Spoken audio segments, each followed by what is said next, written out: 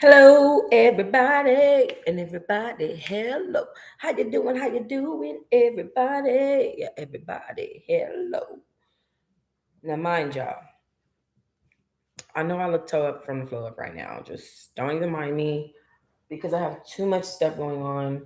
You guys will never, ever believe. Okay, my life right now is how do you say fucked up?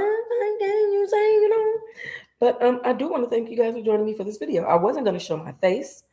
I didn't know how to go live with the scheduled stream from here because I had scheduled it for 4 o'clock, but I didn't know how to make it go live. Now I know how to clearly, obviously, know how to make it go live, but you know, yeah. So let's get this off of me. And let's go to, ooh, I am in the wrong freaking tabs. I'm in the wrong window. So I can't even screen share with you guys. All right, so I'm just going to get my read on. And I just want to, again, thank you for joining me. I'm going to wait for a couple people because you know what's crazy? When I first started my book club, it was really popping. Like when I first started really doing this, it was really, really popping. And I had a lot of people that wanted to watch my book reads and stuff like that. It's like now, it's like, it's like everybody just want to watch people cuss each other out, man. And I'm not gonna keep doing that. I'm tired. And I just want my peacefulness. You heard. All right, so just in case y'all don't know, we are reading Wildfire Read 1. That is what we are doing. I gotta go to it because I was editing my own book.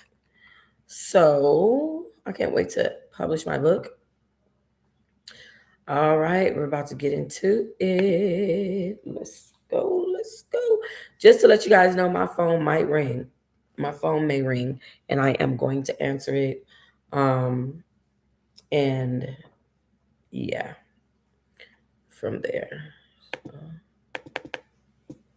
Well, let me just tell him I'll call him back when I'm done.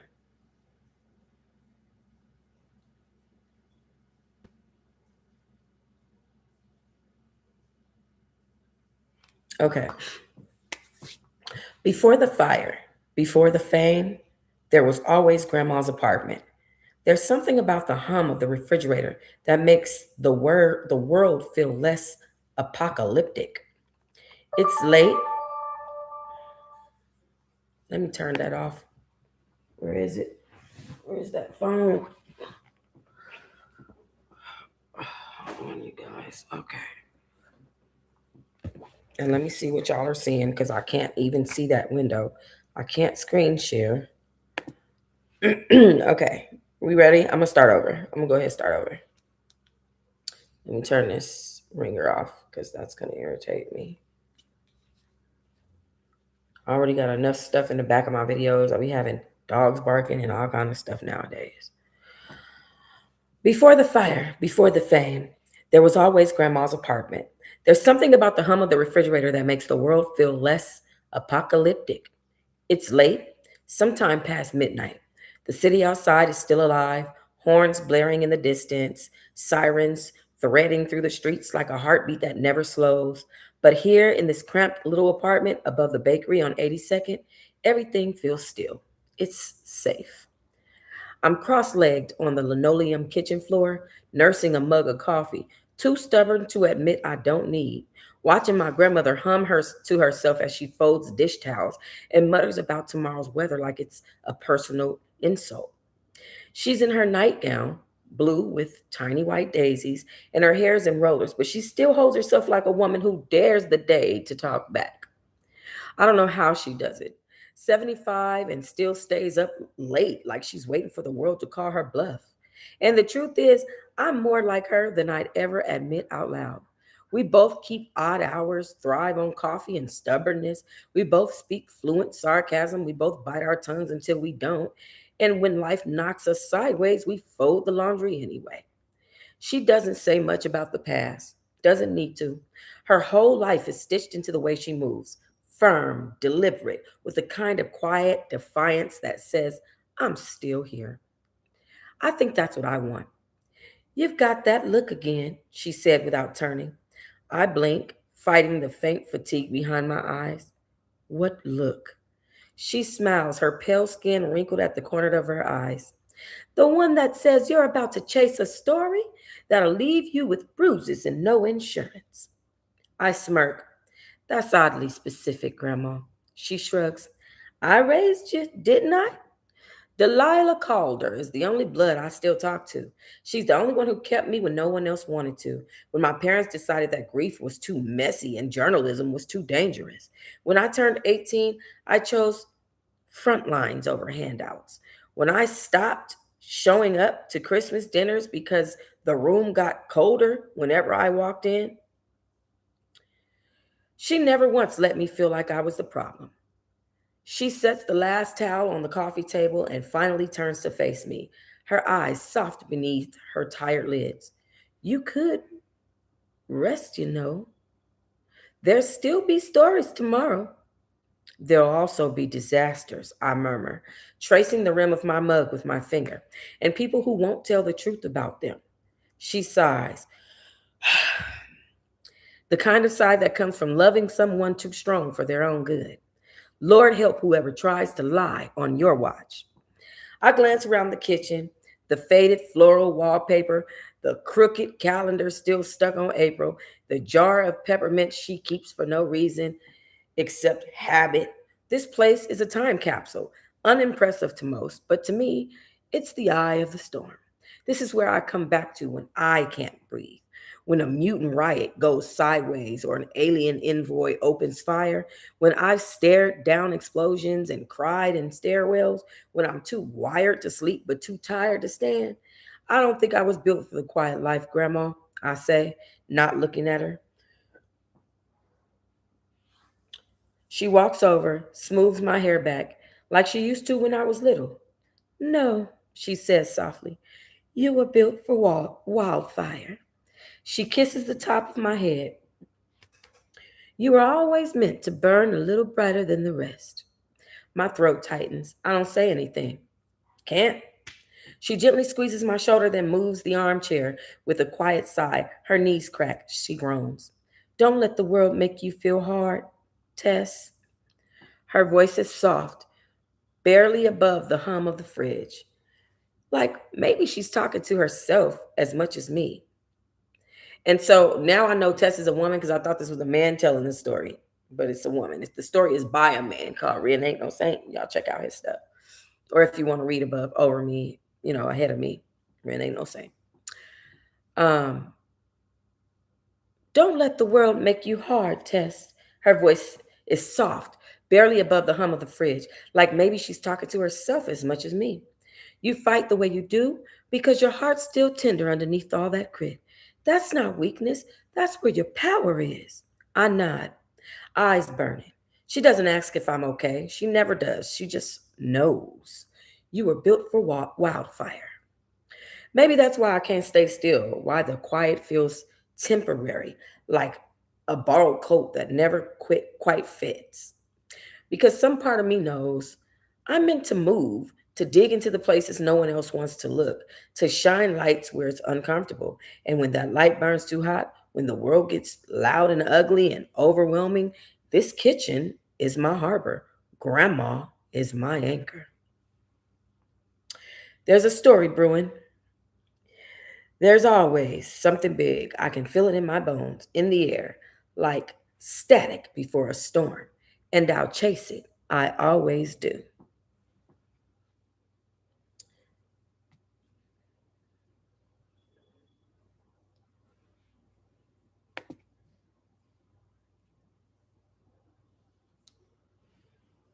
Two, glorified intern.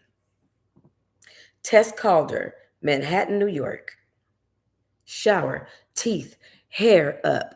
Messy, but intentionally messy. I dig through the small stack of graphic tees in my dresser and pick the light orange one with the faded peace sign on it. Seemed fitting. Jeans, black Converse, scuffed, cracked at the sole, and still better than heels.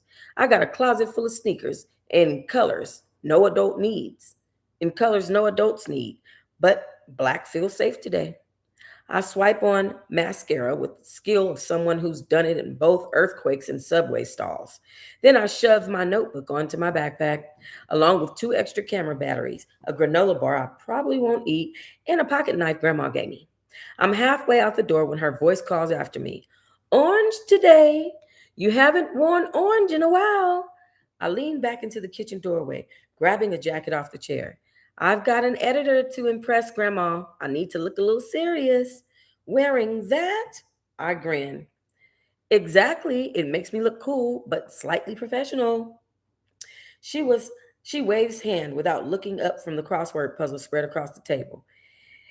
If they don't take you serious in a peace sign shirt, they're the problem. That's what I always say. Mm-hmm. You also say you're not addicted to caffeine, and yet she gestures vaguely towards the travel mug in my hand. I can quit anytime I want. She snores. Lies before 9 a.m. Bold of you. I laugh and grab my bag. I'll be back late. Don't wait up. Bring me back something sweet if the world doesn't end today. You want a scone or a ceasefire? I'm not picky, Grandma says.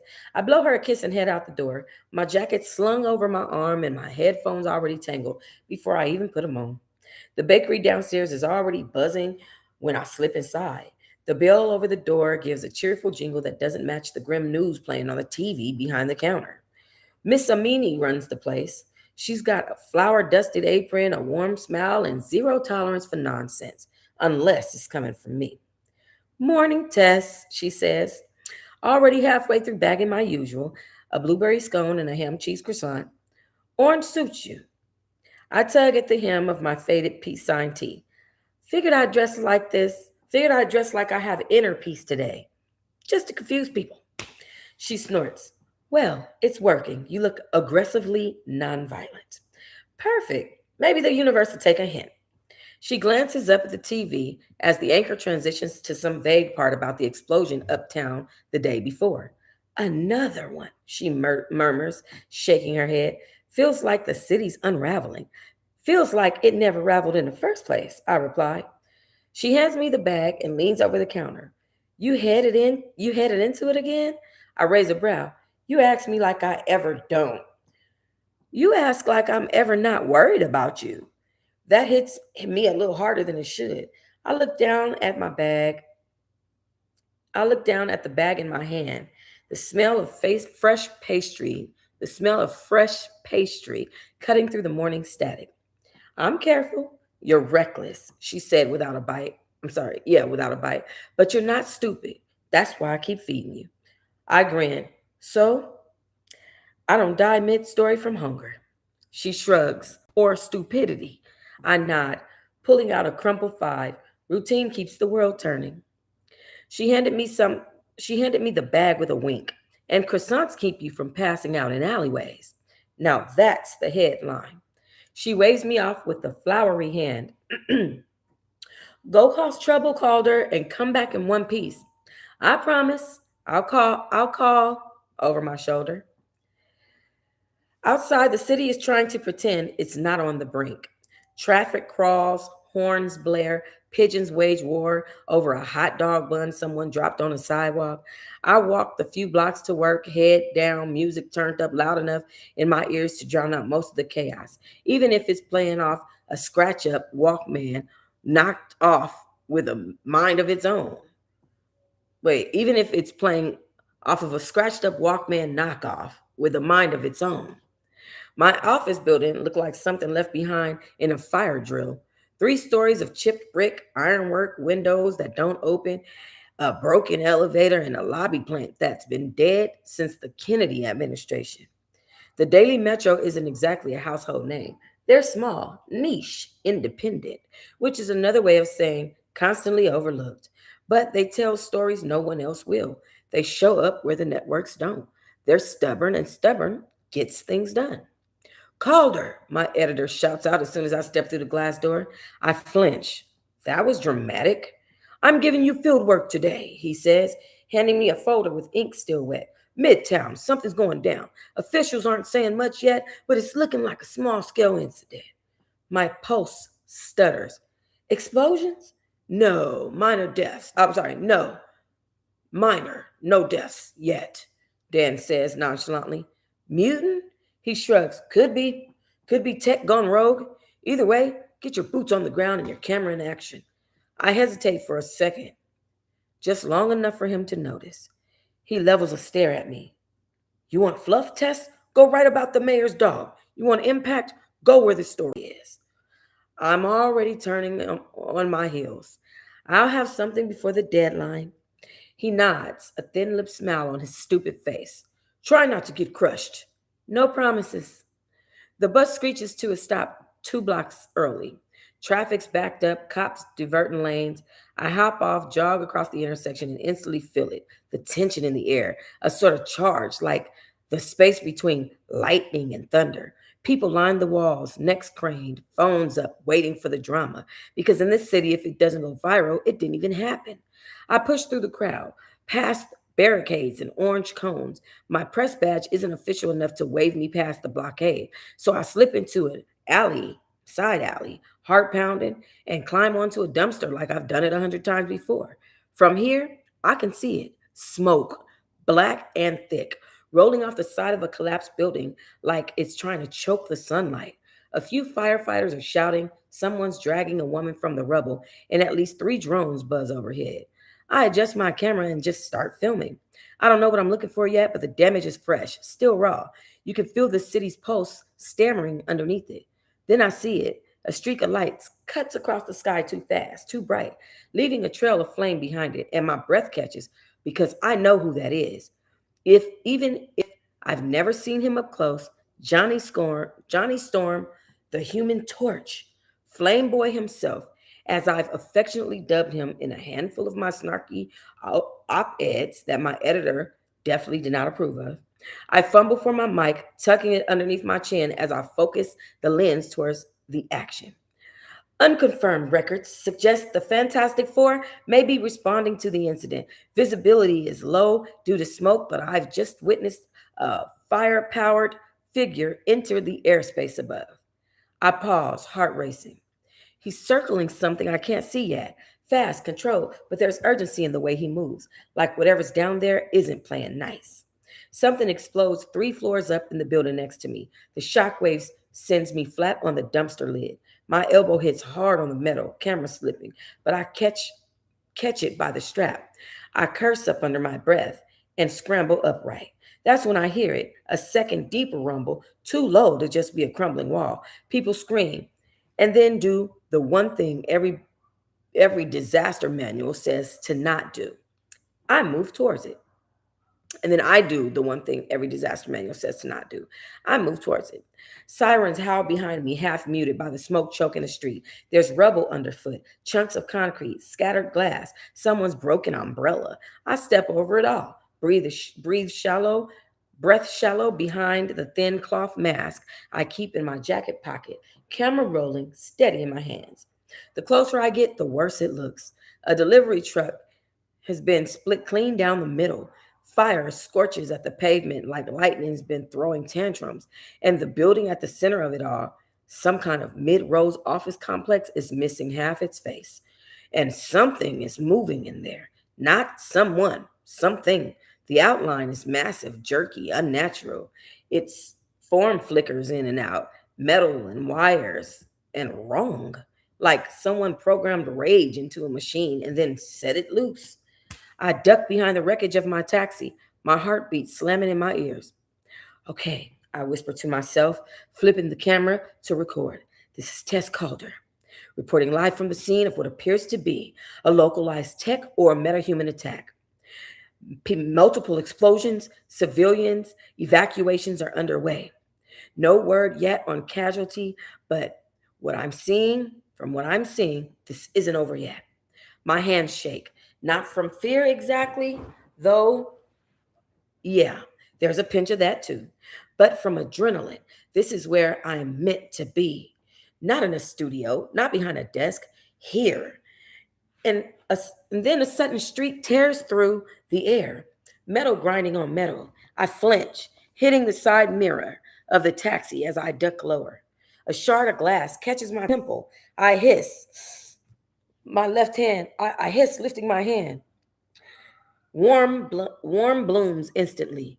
Blood. Great. I pressed my sleeve to it, just long enough to clear my eyes and push on. The camera's still rolling, always rolling. I can confirm one of the Fantastic Four is on site. The Human Torch has been seen engaging in the unidentified threat. A shadow moves above me, fast, hot, and blinding. And then the thing inside the building, lunges forward, shattering the second story wall in an eruption of sparks and smoke. Debris rained down across the street. I screamed without meaning to. Camera yanked protectively to my chest as I curled into the side of the taxi, concrete pounding the ground just feet away. My ears ring, my vision blurs. I blink, dazed, as a wall of heat pulses past. My blood sticks to my skin, hair clinging to my cheek. But I manage to push up onto my knees, camera raised because the story is still happening and I'm still here.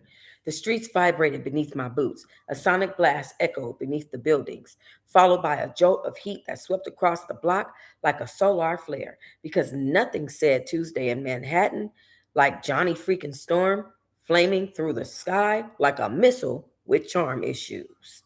He shot past, trailing heat waves and golden light, chasing down some oversized cyber mutated thing that looked like it had crawled out of a horror anthology and into traffic.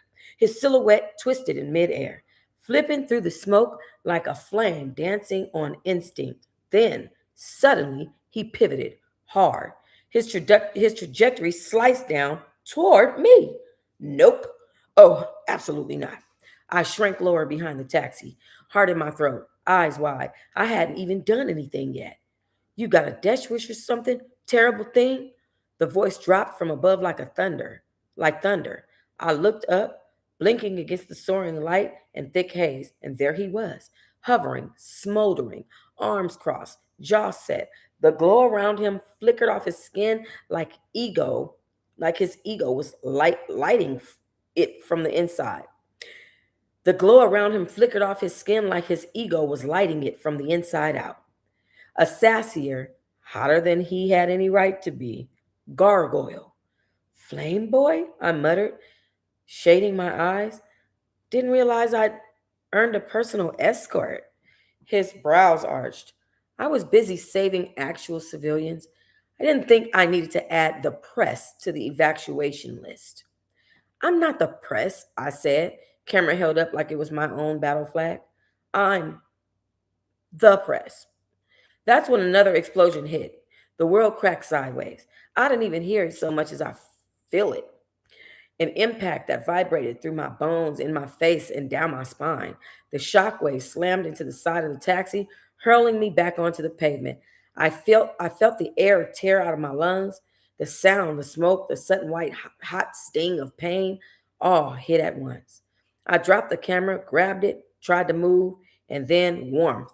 Not the warmth of fire, but of him. Strong arms, a rush of air, and then I wasn't on the ground anymore. I was flying. I screamed, not out of fear, but out of rage. What are you doing? I flailed in midair, trying to shove against his chest, but the guy was literal fire and stone. Put me down, keeping you alive, he said, casually, like we were just chatting over coffee instead of mid rescue. I did not consent to being snatched up like a damsel. Would you rather die dramatically or live annoyed? Before I could answer, we landed, two rooftops over. He set me on my feet like I weighed nothing. His hands dropped, his attention didn't. I stepped back immediately, brushing ash off my jeans and shoving my blood slicked hair out of my eyes. I was fine, I snapped, panting. You didn't need to. You weren't fine, he interrupted, tone sharper now, less cocky, more annoyed. You were half a second from becoming street art. His eyes looked me up and down. Don't flatter yourself, he said. I narrowed my eyes. You always this hands-on with strangers, or am I just lucky? You're not lucky, he said, brushing a fleck of ash off his shoulder without even looking at me. You're a glorified intern with a death wish. Oh, wow, I laughed once, sharp and humorless. You're really leaning into the whole hot and full of yourself thing, huh? He smirked, lethal. And you're the reason PR teams go gray. We stood there, eye to eye, breath to breath, and for a moment, the smoke swirled like it was waiting for one of us to flinch. I didn't. Neither did he. Whatever this was, it was electric. Not attraction, not yet. Just recognition, the look of someone who also runs towards fire. I raised my camera, still recording, still bleeding. Didn't even blink as I said, "Smile, flame boy, your front page." Flash! Hey! All right, what are we thinking? What are we thinking about this book? Oh, I got five of y'all on here. Hi, Monica. I didn't know I had five of y'all. I'm gonna keep reading. I'm gonna keep reading because I thought that you guys, I thought it wasn't that many people on here. Okay, yes. Make sure you guys hit the like button when you come on. Make sure you guys hit the like button. I'm gonna read two more chapters. Make sure you guys are hitting that like button. Yes, honey. Let's get into these reads. Let's get these books all read, and there's so many of them. Smile, flame boy. You're on the front page. Turns out getting off a roof without a fire-powered superhero escort is a lot harder than it looks, especially with a camera bag strapped to your neck, a throbbing gash above your eye, and legs that feel like overcooked spaghetti. Johnny had told me to stay put, his exact words. If I remember correctly, they were something like, "Do not move unless you want round two of almost crushed to death." Naturally, I left 5 minutes later. The smoke had started to thin by then.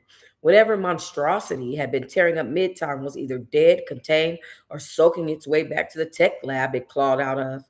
Emergency crews were swarming the streets, sweeping civilians away like ants from a picnic. No one noticed me slip through the chaos.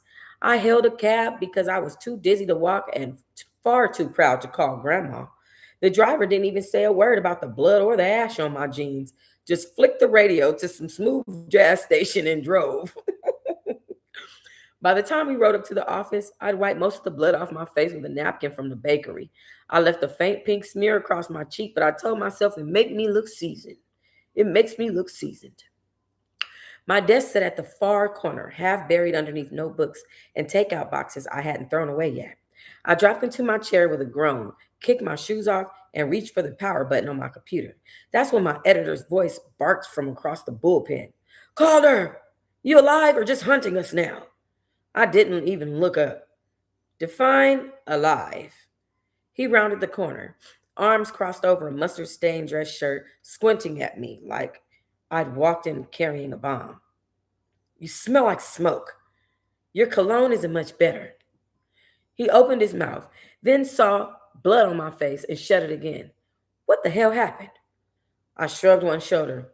Got the shot, got the quote, got the personal escort off the rooftop. He narrowed his eyes. Did you now?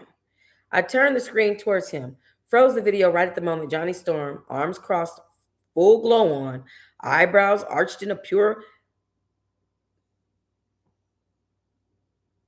condescension, excuse me, y'all, sorry about that, was hovering over me like some overcooked angel.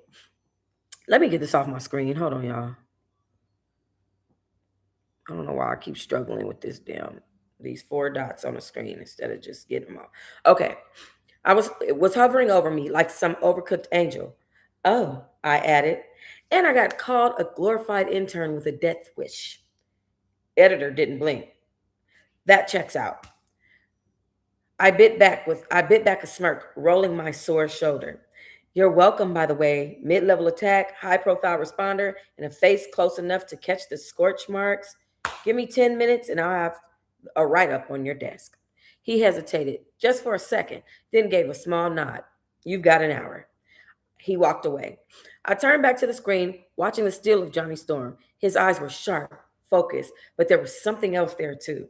Just a flicker, like maybe for 1 second he wasn't totally annoyed I existed. I snorted to myself. Yeah, right. I opened the blank document and cracked my knuckles. The adrenaline was finally wearing off. My head was pounding, but my fingers knew what to do. And the headline came easily. Front lines and fire trails. The Human Torch makes a hot return to Midtown. I smiled to myself. Johnny was going to hate it. Perfect. By the time I got home, my limbs felt like they were made of sandbags. The bakery was closed, the street was quiet, and the only sound coming from the apartment above was the gentle hum of some old infomercial echoing from the TV. Grandma's chair was reclined, her slippers were kicked off, one hand dangled over the slide, with the remote still barely clutching it. I smiled, barely, and tiptoed over to pull the blanket over her lap. She stirred, but she didn't wake up. Just sighed, deep and content. Thank God. The last thing I needed was her fretting over the cut on my face or the bruises blooming down my side. She didn't like to say it, but every time I walked out the door chasing danger, I knew a part of her wondered if I'd come back. I moved quietly towards my room, pushing the door open with my foot, dropped my bag onto the floor, and turned towards the bed. Clothes on the chair, books on the floor, same old mess I swore I'd clean up every weekend. I kicked off what was left of my Converse and peeled off my hoodie. Then, a flash of light straight past my window. I froze, stared at the glass. It was probably just lightning or some headlights or whatever kind of delusional sparkle effects happen when you've got a mild concussion and haven't slept in 24 hours. I shook my head, blew out a breath, and turned away. And then it happened again. Quick, bright, a pulse of orange heat just outside the pane. I walked slowly toward the window, every rational part of my brain insisting it was nothing, just residual nerves, just post disaster twitchiness. But I still reached for the latch, still pushed the window open, and leaned out, squinting into the dark. For a second, I saw nothing, just rooftop silhouettes and the faint glow of the street lamps below. And then another flash. I jerked my head around toward it so fast, I didn't calculate the window frame. Donk! Pain exploded across my skull as it collided with the top of the frame. I gasped, stumbled backwards, and lost my balance entirely, crashing down into a pile of laundry like a cautionary tale. Are you kidding me? I groaned, clutching my head with one hand and flailing behind with the other, like maybe I could punch the air on principle. Something knocked gently against the window. I looked up and about screamed. He was hovering there, smirking. Johnny freaking Storm. Arms draped over the windowsill like he belonged there, a crooked smirk playing at his lips, firelight dancing faintly behind him. He looked less like a superhero and more like a guy who broke into girls' bedroom for sport. Like a breathing, like breaking and entering was his favorite love language. You know, I was just gonna knock. He starts before I cut him off. What are you? How long have you been out there? I stammered, heart still pounding, brains circuiting, long enough to see that you fall over on your own laundry basket. He rests his chin in his arms, on his arm. Very graceful, by the way. I scrambled to my feet, still holding my head, cursing every decision that led me to this moment. What are you doing here? Then my eyes widened. Grandma! I bolted from the room, padding down the hallway in socked feet to peek into the living room. Still asleep, reclined, mouth open, remote clutched like a weapon in one hand. I exhaled in relief. Oh, now that's just precious. I flinched and spun around. He was behind me, inside, leaning in the doorway, like this was a normal social call. What is wrong with you? I hissed, grabbing his arm and dragging him back towards my room before Grandma woke up and had a heart attack. You can't just sneak into people's apartments. He let me shove him. All he let me shove him, all amused resistance, like I couldn't so much as dent his ego. You ask a lot of questions, he said, glancing around the room as he strolled in it like a bored cat. And that's when I became painfully aware of my surroundings. Unmade bed, coffee mugs on the desk, posters half peeling off the wall, my bra hanging from the lamp like a frat house trophy. The scent of stress and drugstore perfume lingering in the air like a signature. Great. Stop looking at things, I snapped, crossing my arms and planting myself between him and my bookshelf slash chaos corner. Bit late for that. He picked up a Polaroid from my corkboard. Is this your grandma? Is this your grandma in what? The 40s? I snatched it from his hand. What do you want? He raised a brow. Relax. I came to check on you. I stared at him stunned. You what? When I didn't find you on the roof, I figured you'd try to walk it off with pride in a granola bar, but he shrugged. I also thought maybe I'd make sure you weren't bleeding out. I blinked, speechless for once in my life. He gave a crooked half smile, unless you think I read that article and got all emotional about your eloquent use of the phrase flame boy with charm issues. My mouth opened, then closed, and then opened again. Okay, maybe a little. I narrowed my eyes. You did read it. He cringed. I skimmed it. I groaned and rubbed my face. You are insufferable, I mumbled, and you're dramatic. I dropped my head and glared at him. And you are trespassing. If my grandma wakes up and finds you in here, he stepped closer, grin still intact. Tell her I came by for coffee. I blinked. At midnight. He gave a one shoulder shrug. What can I say? I'm run hot and caffeinated. Oh my gosh, I muttered, dragging both of my hands down my face. You are unreal. Do you break into everyone's apartment or am I just lucky? You're lucky, he said smoothly. I usually don't make house calls. I stared at him, mouth open, torn between yelling at him and laughing. Do you hear yourself when you talk? All the time. I've got a great voice. He was absolutely shameless, leaning casually against my dresser now, picking at the sticker I hadn't peeled off since high school, like he hadn't just waltzed into my personal space, like it was his name on the lease. Seriously, Johnny, I said, arms crossed, why are you really here? I told you, he said, pushing off my dresser to face me fully. I was checking in. You don't even know me. He tilted his head, firelight catching faintly in his eyes. Not yet. I rolled my eyes so hard it must have almost gave me a headache. He caught the motion and grinned. Come on, I saved your life, and this is the thanks I get. Oh, I'm sorry, Johnny. Do you want a fruit basket? A handwritten note? Should I knit you a sweater? He shrugs. I wouldn't say no to a sweater. I groaned, stumping over to the window and yanking it open again. Get out. He raised his brow. You're kicking me out. You broke into my room.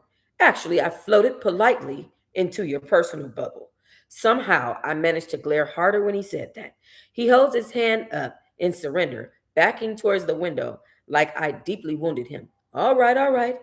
Don't get your peace sign tea in a twist. I glanced at the bat in the corner of my room and considered hitting him upside the head with it. Seriously, though, he added, pausing in the frame. Nice article. I blinked. So you actually read it? For sure, he winked. Might have read the parts about me a couple times too many. You may have a way with words, Calder. I stared at him, something fluttering low in my chest that I refused to name. He nodded once. Try not to get flattened tomorrow. Yeah. Then he was gone, off the sill, up into the night, trailing heat and charm and absolutely no sense of boundaries. I shut the window behind him and leaned my forehead against the glass. This was fine, totally fine. Just a flying, fire powered menace who apparently knew where I lived and liked to flirt like it was a contact sport. No big deal. My head was still pounding, but my heart, well, that was doing something entirely different. Oh, I think we should leave it there, don't you guys? Don't you guys think we should leave it there? How long have we been reading? I think that was good. Should I keep going? Melissa, you're late. Melissa's always late. Sing it with me, y'all. Melissa's always late. Okay? Get your sitting here on time. No, just kidding. I'm just playing, girl. Just playing, girl. Make sure y'all hit that like button. Like buttiones. Please and thank you. Um, so I have a friend with a publishing house. Her name is Tynesha Downer. If you guys want to go follow her on any platforms, you're welcome to go do that. You're welcome, Monica. And I think that she has a few books published that she'll allow us to read. I did tell you guys that I did reach out to Tashira Simmons, and she had given me permission a long time ago to read her book. But when I looked at Tashira Simmons is DMX's ex-wife, just in case y'all don't know that, um, she gave me permission in 2022 to read her book. I don't think I ever got to it. Um, but as I go back in a DM, I'm finna go look right now. Let me see. Yeah, there she go right there. Tashira Simmons. Let me see. Yeah, so she had her stuff on disappearance. So her her book is not even, I mean, I don't even have the conversation we had in this phone. I probably still might have it in my other phone, but I don't have it there. So I don't know what to do about that. I did reach back out. She haven't reached back out to me. So, but I would like to read her book. On my Patreon, I just finished uploading Common, Let Love Have the Last Word. That's a book by Common. We're going to be uploading book number 3 of Money is the Motive, just 'cause I need to get it off of my computer.